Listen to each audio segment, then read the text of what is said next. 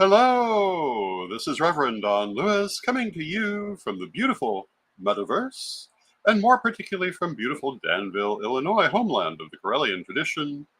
And this is Midday with Reverend Don. Welcome. And as you know, um, whatever platform you may be happening to watch this on, if you're watching live, you can type your questions or comments, and they will appear here in my chat room. And I want to say good morning to Fox Fur Witch. It's good to see you. And today is our weekly roundup of stories, and we do have a couple of stories for you. And the first one is happening basically now. Uh, the Olympics are happening in Paris this year, and earlier today there was basically a terrorist attack on the city, and that is going to be my first story. And it's being described as an arson attack on the rail system, just hours before the opening of the Olympics. And it was reported this morning, and it has disrupted the rail service in much of the country.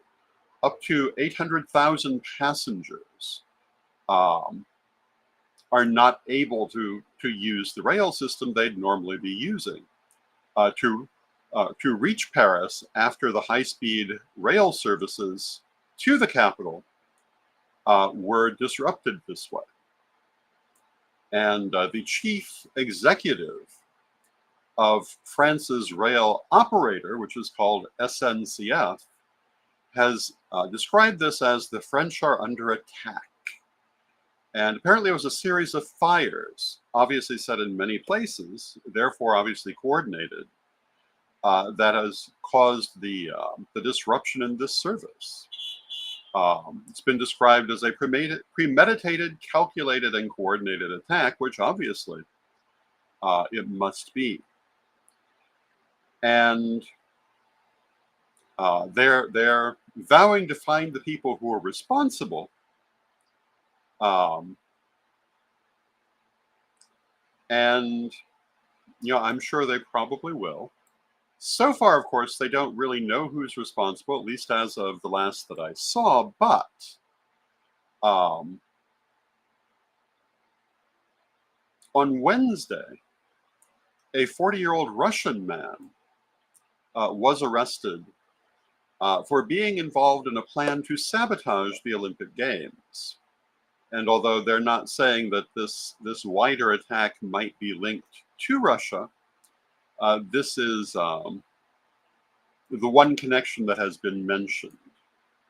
And, it is an interesting comment on where we are.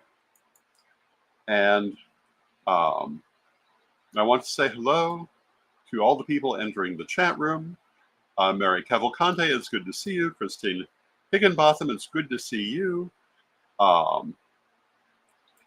And Mary says, damn, I had no idea. I was too busy studying. I imagine a lot of us had not already noticed this because, of course, it's on the other side of the planet from most of our audience, and the news is only getting out. But it's a comment on where we're at in the world. For weeks now, I've been talking about the political fights that we're facing.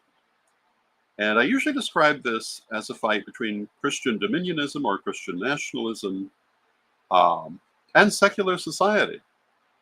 But I don't see this as being any kind of variation in that because, the Russian polity is a Christian nationalist polity. They have adopted that point of view. And they themselves portray themselves as being in a war on the part of the Christian religion, meaning the Orthodox Christian religion, against secular society. And, as we watch a different branch of Christianity taking similar points of view in this country, we need to watch where this leads. It's only leading to one place, and that's either some sort of miraculous resolution or violence. And hello to Arlene in the chat room. And here we see a perfect example of the kind of violence it can lead to. Now, if you're my age, this is not a new experience for you, though you may have forgotten. I often see people post about the years of my childhood as some kind of long ago paradise when there were no problems in the world. Hello to Renee in the chat room. But they were children. They don't remember. I do. We had this kind of terrorism going on here in this country at that time, not as well planned as this. But I can remember, even in my little town of Danville, where I grew up and where I live now, there was fear on occasion of going to like the major shopping malls for fear someone might have planted a bomb because it had become that common. Um, there was constant talk in the opposite direction of revolution. There was considerable violence. So anyone who thinks that we cannot get there has no memory. If you remember back to the 1930s, we were in very much the same situation in the late 20s even. We need to remember that peace is not something that just automatically exists. We have to watch it and maintain it.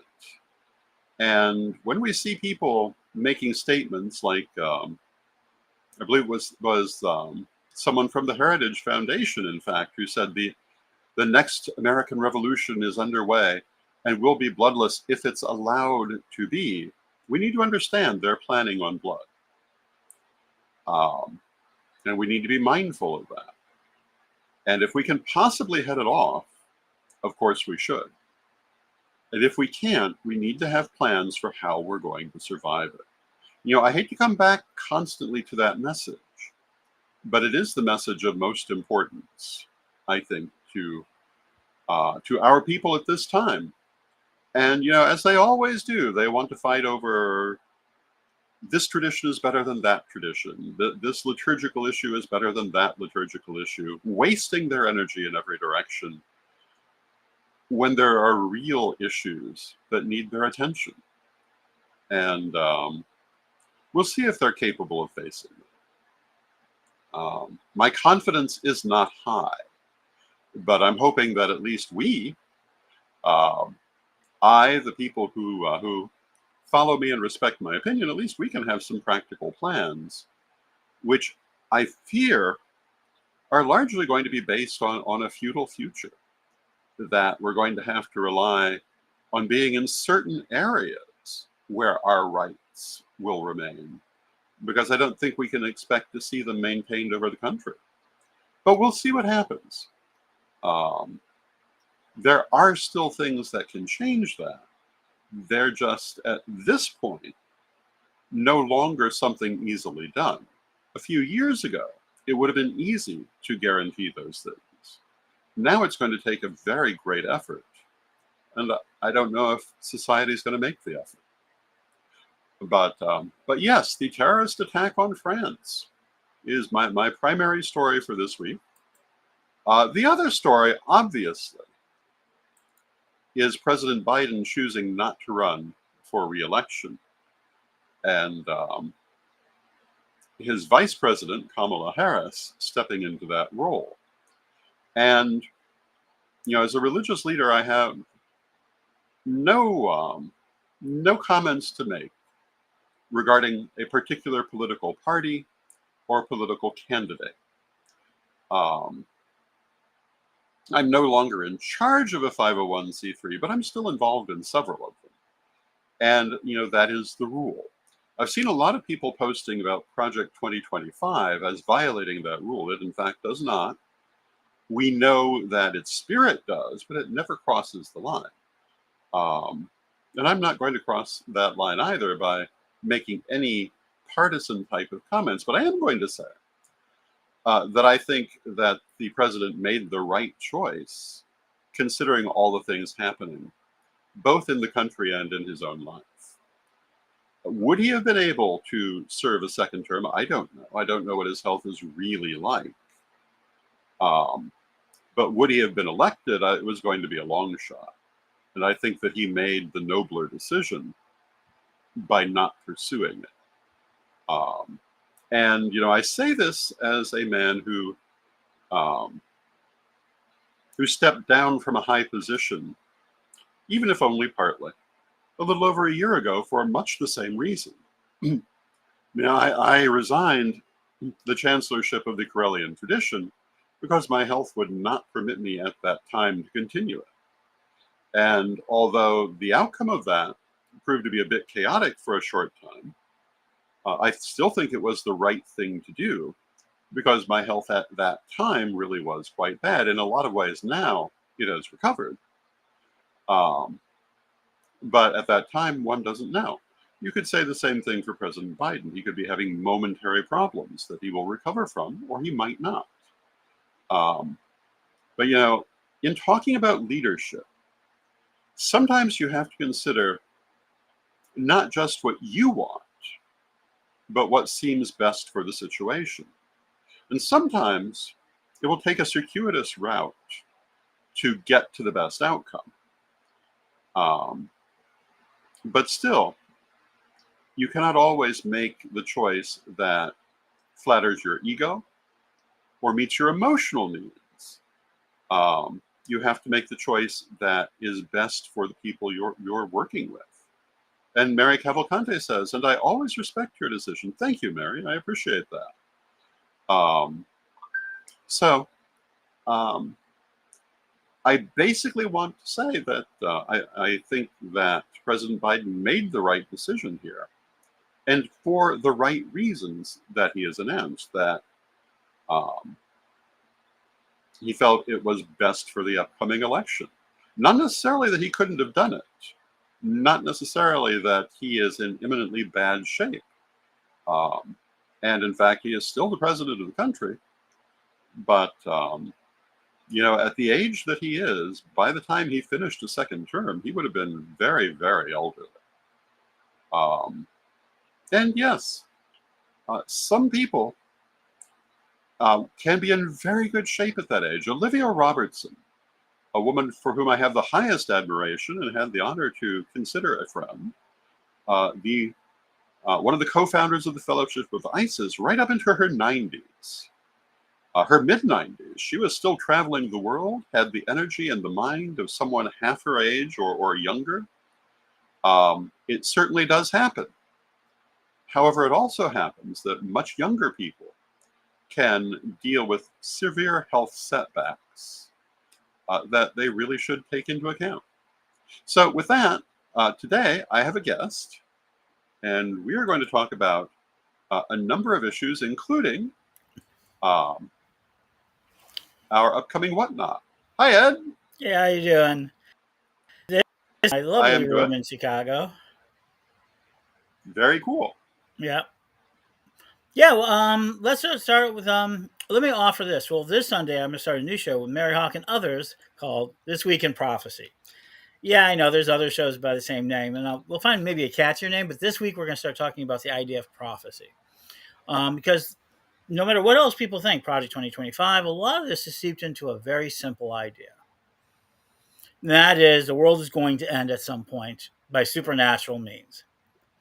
And we're going to have some sort of magnificent war that was already underway, and that we will have to surrender to God and Christ, and the government's going to have to.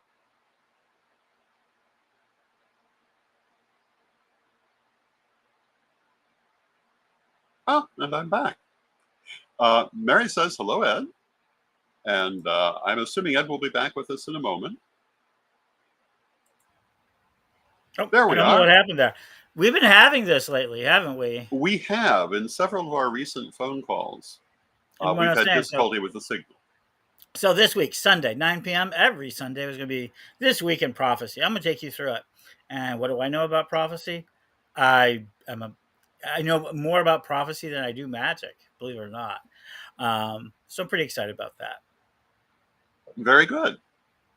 And that will be you and Reverend Mary Hawk, I believe.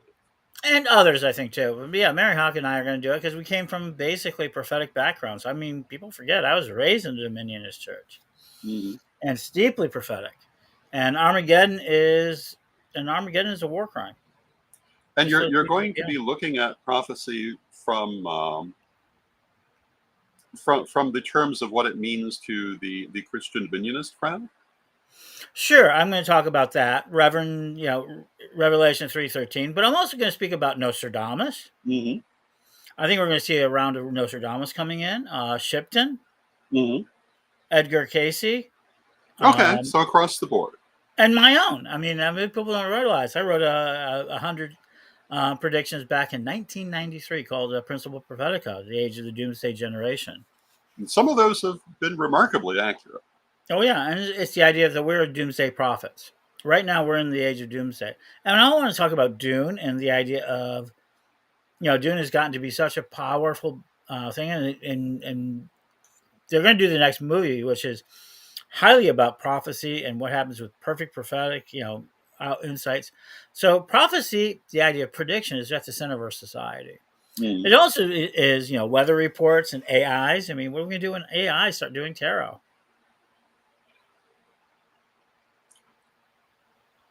Yeah, we're definitely there. Mm-hmm. And no, you're right. The idea of predicting the future in one way or another runs all through our society. Oh, sure.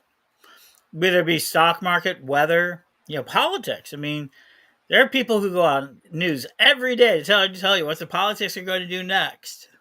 Oh, that's true. And there are politicians who make up their positions based entirely on the polls.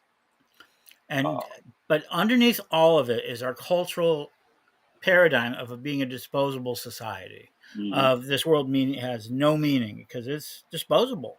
mhm. And that's revelations right now. That's prophecy right now. But, And it's about to that's a get very important point because throughout our lifetime, everything from the government on down has been promoting the idea of of a disposable society of mhm. buying things in plastic containers you just throw away instead of recycling, um, using one-time paper plates, etc., with no real regard for what was going to happen to those things afterwards. It's been a huge focal point on all sides that we lived in a disposable society until we came to the point that we ran out of places to dispose of. Oh, we still have plenty of space. Trust me, I was in the business. We have plenty of places to dump trash. Yeah. I mean, we don't if we don't give a damn, who cares? I mean, I always hear the water companies, what is their number one product? Plastic bottles, not water. Mm-hmm. But inside of that, it's also decisions being made. Mm-hmm. And ultimately, if we see the Christian nationalists win or lose, they're going to go on to the next phase. So we're going to talk about that prophecy and a lot of fun with that. Mm-hmm. But the real thing that we need to take care of is how to have a more brighter futures, and that's Gaia Thrift. Yes. We've talked a lot about elder care. We've talked a lot about the energy of needing to help our elders, to help our own community. And one of the things that we discovered, because after I've been talking about it the last 4 or 5 years and then went through the crisis of it, is that revenue, income, we need to have a fundraising mechanism that Mm-hmm. allows us to give to elders, to be able to afford some of the things in there. And all at the same time, we're about to have a revolution, another revolution. You saw me on TikTok, you've seen me on Facebook, you've seen me all along. Radio, I've been really cutting edge. And that is live stream sales, e-commerce Yes. at live stream. And we're going to do a test auction at 1 o'clock here. Let me see if I can put the and there puts the link to it. If you go on to Gaia Thrift, the page, you'll see that there's one for $15 free. There's a lot of it. But right now, I left my closet door open. See, I'm not hiding anything in my closet. Uh, and so that we're going to continue on this passageway. But I do think Gaia Thrift is the idea of it. People are asking, isn't that a store down in Danville? Well, no, it's a studio down in Danville. I need people to understand we'll have some store hours, but we're Mm-hmm. really see that the world's about to change hard again. And Whatnot is the one place that we're going to take our thing, whatnot.com. And so I'm hoping that helps out. We're going to do a test at 1 o'clock. But the big show is next week, next Wednesday. We're going to do the big show from Danville, from our new studio. Don's been working really hard on it. And we're going to be going into e-commerce and selling online because we need it. Because no matter what else we can do, we have to raise a certain amount of revenue. We live in a capitalistic society. And while I'd love it to be, and there's ways that we can turn it into a more sharing society, you know, shared resources, food pantries, we talk about that, food cooperatives, we talk about that, shared tool libraries. There's a lot of things we can do to make it work better for us. We can, but it does take a source of income. Very cool. And we're going to be doing that at 1 at whatnot.com. And you put the link into the chat room, which means it should be appearing on most of the platforms that people will be watching this on. And if you just go to Gaia Thrift Central on Facebook, you'll see there's a link for a $15. If you sign up through that, you'll get $15 of free money. And if you're a seller, join as a seller too. Right now is the early time. Just because we're selling on it doesn't mean you shouldn't be selling on it. This idea of what's good for me is not good for you. I don't believe in competition that way. We need as many of our sellers to jump onto these systems, even if this is just a learning experience. What if Whatnot? I've heard all the time. Well, what if Whatnot's not the next TikTok? So what? Well, that's true. But we do know. That's like saying, "Whoa, MySpace, it'll last forever." No, it didn't. But what we learned about MySpace transferred to Facebook, which we learned on Friendsters transferred there. What we did in Vine transferred to YouTube. Now we use different tools because the tools are evolving. But learning how to use this stuff and being new on the air and to be able to sell directly to people, this idea of direct commerce to carry out middlemen. Some people see it very dehumanizing, but other time, the gatekeeping of it is gone. Yes, indeed. No, I'm looking at for Gaia Thrift. What we are looking for is, and it's you can donate it. It's a not-for-profit on its way to a 501c3.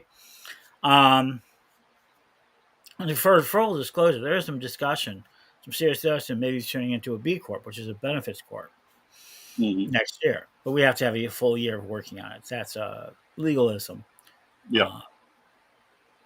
So yeah, I'm looking forward to it. And we're looking for all sorts of things, anything that you want. One of the things we learned in the last year, Don painfully, gave up his Labyrinthian pile of materials to the world. Oh, yes. And one thing we realized is that a lot of elders don't know how to sell their items. We were very fortunate that we had been in e-commerce and we knew what we did. And we moved some $7,000 of material in under 60 days. Yes. And used every cent of it to move. Anyone who knows the moves, that knows that was just a very tiny amount of money to move. Yeah. And you reduce our cost of having to move it. But I think that a lot of elders are holding a lot of value in things that they just put on the curbside, or their family takes it and drops it off away. How much goodwill and other things, and not realizing there's some real value in their estates. I think that's a very important point because so often, so many of these people, particularly their libraries and their altar equipment and their religious artwork, are collections they've worked on for a lifetime. And when they die, what happens to it? A few friends may get a few pieces. Mostly it's going to end up either being thrown out or donated somewhere. And going out of our community, right? So if we can find ways to help keep those riches within our community, and one of the things we've often mentioned is the Temple of Sacred Stones in Chicago that had a wonderful collection of artwork, but that, as far as I know, is no longer in our community. Certainly not in the public community. No. When the high priestess died, all of that was simply gone. And that's usually what happens when members of the high priesthood die. We talk about selling off my library and some of my mother's jewelry collection. But if I had simply died, I don't know that it wouldn't have simply been thrown out. At least as it is, a number of people within the community got these pieces. people for whom in most cases they actually still have meaning.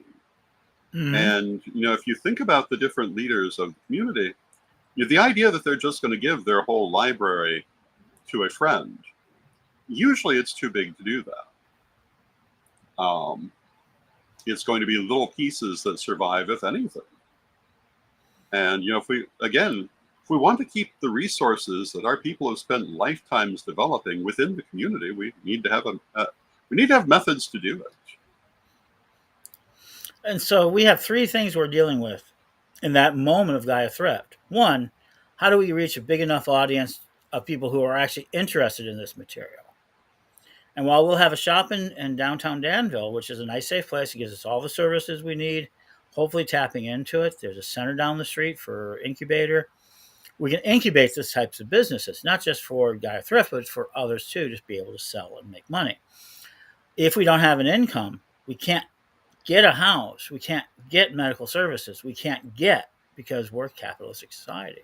Mm-hmm. And while there are insurances and things like that, it all takes a certain amount of revenue, cash flow. It's not even just cash. You can have a pile of cash there and get rejected, but they want to see, oh, you can pay over revenue. So Gaia Thrift in that aspect is about turning unwanted things or needed things into more valuable things. Two, these elders who are now in that stage, we can sell stuff for them and split those profits. I mean, make those profits go to them. Mm-hmm. We can do this for any community or just your groups and things like that. So we're going to be teaching people how to raise more money for their community through Gaia Thrift, and as well as creating jobs. I mean, that's important. And the third thing is that if we have these libraries built from new, I mean, we can bulk buy. There's a lot of things we can do to help, and to dealing with books, and get those book libraries built in a local level. There, more books survive, more rare books survive, not because of the big libraries, but because of small libraries people found in their attics and their spaces. The books that people love that survive, and a tremendous amount of books never survive. That's the Mm-hmm. whole reason why we collect books, is that so few books actually survive. Yes, that's true. Mm-hmm. In our community, we have a lot of books, and a lot of magazines, and a lot of pamphlets. We're only a couple of hundred. We're produced a couple of thousand. We're produced at most.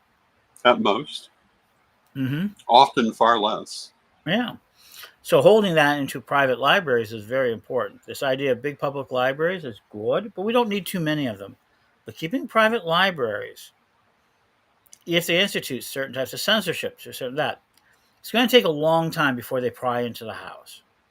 There's Mm-hmm. nothing fast about this. So they think the Dominionist movement has its moments of speed up. We're in the middle of one of those, but they are used to losing. Mm-hmm. I mean, that's a big thing about it. So libraries in your home is very important, keeping the treasures in our home. But the other side of this, let me offer the real side of it. You ever heard of American folk art? It's a Mm-hmm. big movement from the 1800s and the early 1900s of people who made stuff just at home. And today, that stuff, if it's in your family, is worth real money now, because there's a certain aspect of it as we get farther and farther away from somebody, that made a very small Yeah. lot. Somebody may have paid $10 for that little dollhouse that may sell for $50,000 now because it's so beautiful, it's so intricate. So too, we are in the pagan folk art area. The things that we've made over the last 50 years, right, are going to become more and more valuable because there's so few of them. Rihanna's wands, what is there? There might be 200 of them in the world. Hmm? Mm-hmm. Yeah. Those crystal crazy with that. Staves people made, there maybe you had like 8 or 9 put Yep. out total. I mean, maybe a couple of thousand, maybe a couple of tens of thousands. I'm just saying, as we go farther and farther and we see more and more people want metaphysical stuff, there's more value in it. And Gaia Thrift wants to preserve that generational wealth and give put money in people's hands, and also allow people to have things that are going to be worth more. A first edition Ray Buckland used to go when I was starting out. I could pick one up for $25. I Mm-hmm. wouldn't let one go for less than $250 now. Hmm? Yep. And that value is only going to increase generationally. And that's another thing that we can do well. We can preserve. And so that's just one reason for Gaia Thrift. It may seem like we're giving away books and doing all that, but then some part of us hopes that it will last into the years to come, and that we can provide real relevance to our community by providing real value, putting dollars in our pockets today, providing a funding source for this idea of elder care and other things in Danville, building a local community in Danville that takes care of its own. And hopefully we can bring people in. I mean, wouldn't it be great if we could bring people in for healing weekends? But we Mhm. need space to do that. We would love to do that. Have a doctor Absolutely. see you. Have a healing, Ray can have a doctor see you and everything else. And then you go back home to your place. And that being not a cost, but something that you could do. All of this is possible by selling thrift, by us going through these ideas. And so I hope that you will join us. Yes, indeed. Please join us today at 1. You can find that link in various places, but it's whatnot.com under Gaia Thrift Central. Yeah, Guy Thrift Central. Gaia Thrift Central at whatnot.com. And, if you enjoy my program, join us for this and see what we're doing next. So thank you, Ed, and thank you, Thank everyone. you. I hope you have enjoyed the program. And with that, I'm going to close with our prayer, as we always do, and I will see you again on Monday. And also, this weekend, we'll be doing the Pagan World News, and please join us for that. And that will be on Sunday in the afternoon here on Corellian TV and various other formats. So now let us have our prayer. Divine Mother Goddess, Divine Father God, beloved ancestors, we thank you for all that you do for us in our lives, and we ask you to help us to have our eyes open to all of the good that is around us, and also to those things that pose dangers to our future, and help us to find good ways to combat those dangers and to put them behind us. Help us to build the best possible future through all of our actions. Beloved Mother Goddess, beloved Father God, beloved ancestors, we thank you with great love and thanks. Knowing you're always with us, we thank you for your presence, and may you be blessed now and always. And may you be blessed now and always, and I will see